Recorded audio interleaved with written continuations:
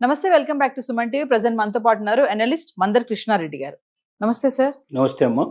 Sir, H1B visa, OPT, F1 వీటి గురించి మాట్లాడుకుంటే, ఎవరైతే ఓపీటీ, F1 వీసా పైన ఉంటారో వాళ్ళు గనక H1B వీసా గనక మారితే, ఏదైతే ఫీజు రీసెంట్ గా ట్రంప్ తీసుకున్న నిర్ణయం ఏదైతే ఉందో 99 లక్షలు కట్టాలి అని చెప్పేసి, అది మినహాయింపు ఉంటుంది అని చెప్పేసి ఒక వార్త అయితే వస్తుంది. ఒకసారి వివరాలకు వెళ్తే సార్. గతంలో విద్యార్థి దశలో ఉండేటువంటి వాళ్ళు ఎవరైనా సరే, అంటే F1B వీసా మీద వెళ్ళిన వాళ్ళు, F1 వీసా మీద వెళ్ళిన వాళ్ళు, లేదా L1 వీసా మీద ఉండేటి వాళ్ళు కూడా అక్కడ ఆల్రెడీ అమెరికాలో ఉంటే వాళ్ళు H1B వీసాకు అప్లై చేసుకున్నట్టయితే వాళ్ళకి ఏ రకంగా కూడా $1,00,000 కట్టాల్సిన అవసరం లేదు అనే మినహాయింపు ఇస్తూ ఈ మధ్య ప్రకటన వెలువడింది.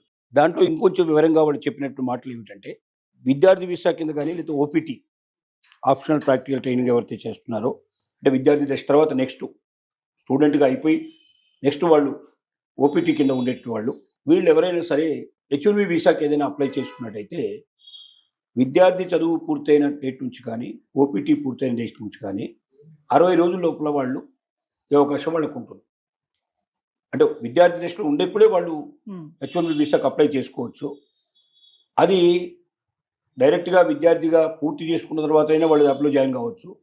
లేకుండా కూడా వాళ్ళకి అంతవరకు ఉన్న చదువు సరిపోతుంది, మిగతాది పూర్తి చేయకపోయినా సరే వాళ్ళకి ఉద్యోగం వస్తున్నా కూడా డైరెక్ట్ వెళ్ళి వాళ్ళు ఉద్యోగంలో జాయిన్ కావచ్చు. లేదా ఉద్యోగం వాళ్ళ చదువు పూర్తయినాక 60 రోజుల లోపల ఎప్పుడైనా సరే ఉద్యోగం సంపాదించుకుని వాళ్ళు ముందుకెళ్ళడానికి అవకాశం ఉంది. లేదా దాని తర్వాత ఎడ్యుకేషన్ తర్వాత ఎలాగో ఓపీటీ వస్తుంది కాబట్టి ఓపీటీసీ పీరియడ్ పూర్తయిన 60 రోజుల్లో అయినా సరే వాళ్ళు దీన్ని ఉపయోగించుకోవడానికి అవకాశం ఉంది. వీళ్ళెవరు మాత్రం కంపల్సరీగా వాళ్ళెవరు ఈ $1,00,000 నుంచి మినహాయింపు పొందినట్టే లెక్క.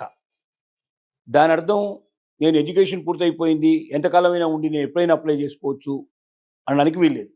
ఎడ్యుకేషన్ తర్వాత ఓపీటీ వచ్చి ఉండాలి.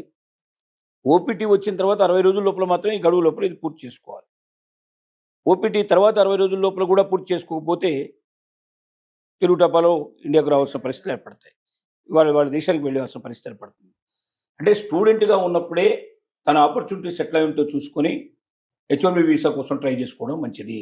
అలాగే ఓపీటీ వచ్చిన తర్వాత కూడా ఉద్యోగ అవకాశాలు వెతుక్కోవడం మంచిది.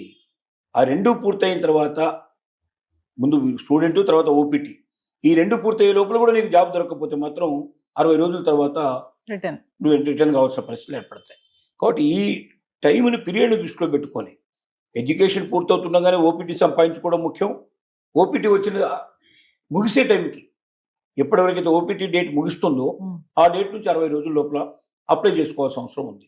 ఇది జాగ్రత్తగా స్టూడెంట్స్ అందరూ గమనించుకోవాలి, లేకపోతే చాలా ఇబ్బంది పడిపోతారు. ఎందుకంటే మనం మెల్లగా చూసుకోవచ్చులే, స్టూడెంట్షిప్ మనం ఇక్కడ ఉన్నాం కదా, ఇక్కడ ఎన్నేళ్ళైనా మనం ఉండొచ్చు, మనం మెల్లగా ఉద్యోగం సంపాదించుకోవచ్చు అంటే కష్టం. స్టూడెంట్గా కాదు, స్టూడెంట్ తర్వాత ఓపీటీ సంపాదించుకోవాలి. 99% వచ్చే అవకాశాలు ఉన్నాయి. కానీ దానికి అప్లై చేసుకోవాల్సిన విధానం ప్రకారం అప్లై చేసుకుని ఓపీటీ తెచ్చుకొని ఓపీటీ పూర్తి చేసుకునే లోపల, అంత తర్వాత అది ముగిసిన 60 రోజుల లోపల ఖచ్చితంగా నీకు H1B వీసాలో యజమాని నీకు ఉద్యోగం ఇస్తున్నట్టుగా నీకు అగ్రిమెంట్ ఇవ్వాలి. నువ్వు స్టూడెంట్ దశలో ఉన్నా కూడా, నీ స్టూడెంట్ పూర్తయిన తర్వాత తీసుకుంటానే కూడా ఒకళ్ళు ఇచ్చిన నీకు వర్క్ పర్మిట్, నీకు ఆర్డర్ లెటర్ ఇచ్చిన లెటర్ రూపంలో నీ స్టూడెంట్షిప్ పూర్తయిపోయిన తర్వాత నేను వెంటనే దీంట్లో జాయిన్ చేసుకుంటాను అని ఒక ఎష్యూరెన్స్ ఇచ్చినా కూడా ఓపీటీ లేకపోయినా ఆ స్టూడెంట్ డైరెక్ట్గా వచ్చి ఉద్యోగంలో జాయిన్ అయ్యే అవకాశం ఉంది. వాళ్ళు కూడా $1,00,000 పే చేయాల్సిన అవసరం లేదు. తర్వాత ఓపీటీ పూర్తయిన తర్వాతనైనా 60 రోజుల లోపల ఉద్యోగం సంపాదించుకోవాలి. అంటే ఈ నిబంధనని జాగ్రత్తగా ఎవరైతే కేర్ఫుల్గా అర్థం చేసుకోరో చాలా ఇబ్బందులు పడతారు. ఇప్పుడున్నటువంటి పరిస్థితి ఏంటంటే, ఇంతకుముందు అంటే ట్రంప్ రాకముందు ఉన్న పరిస్థితి ఏంటంటే, లావిష్గా 540 రోజులు, దాదాపు సుమారుగా 300 నుంచి 500 రోజుల వరకు స్టూడెంట్ షిప్ అయిపోయిన తర్వాత కూడా హాయిగా వాళ్ళు ఉండేవాళ్ళు. అది ముగిసిన తర్వాత కూడా చాలామంది ఉండేవాళ్ళు. మెల్లమెల్లగా ఏదో ఒక జాబ్ ఎత్తుకొని జాబ్లు స్థిరపడేవాళ్ళు. అలా దాని గురించి ఎవరు పెద్దగా పట్టించుకునేవాళ్ళు కాదు. బైడెన్ టైంలో ముఖ్యంగా ఇంకా ఎక్కువ లిబర్టీ ఇచ్చాడు ఎందుకు చెప్పాలంటే. అంత ముందున్నటువంటి ప్రెసిడెంట్ కూడా చాలా వరకు లిబర్టీలో చూశారు. ట్రంప్ మొదటిసారి వచ్చినప్పుడు కొంచెం పట్టు బిగించే ప్రయత్నం చేశాడు. 2 సార్లు వచ్చిన తర్వాత పూర్తిగా పట్టు బిగించాడు.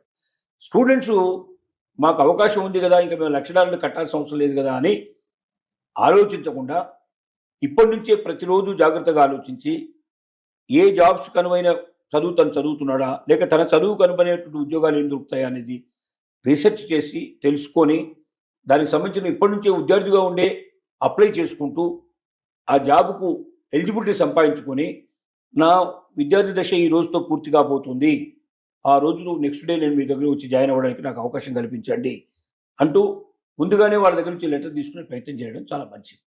లేదంటే కనీసం ఓటీపీ టైంలో అయినా, చాలా ఎక్కువ పీరియడ్ ఓటీపీ ఉంటుందో ఆ టైంలో అయినా సరే సంపాదించుకోగలిగే అవకాశం ఉంటే స్థిరంగా అక్కడే ఉంటాడు. లేకపోతే మళ్ళీ ఇండియాకు లేకపోతే ఎవరి దేశానికి వాళ్ళు వెళ్ళిపోవాల్సిన పరిస్థితి ఏర్పడుతుంది. ఇది దీని యొక్క సారాంశం. అంటే F1 వీసా పైన ఎవరైతే ఉంటారో వాళ్ళు అక్కడే ఉండి ఆ పీరియడ్ లోనే H1B వీసా కనుక టర్న్ అవుతే ఈ ఫీజు ఏదైతే ఉందో కట్టాల్సిన అవసరం ఉండదు. అసలు లేదు.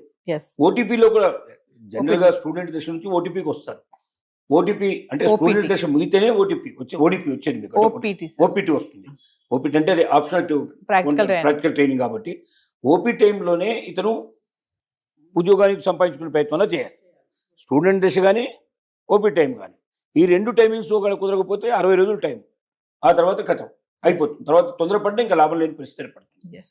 కాబట్టి చాలా జాగ్రత్త పడాలి. Thank you.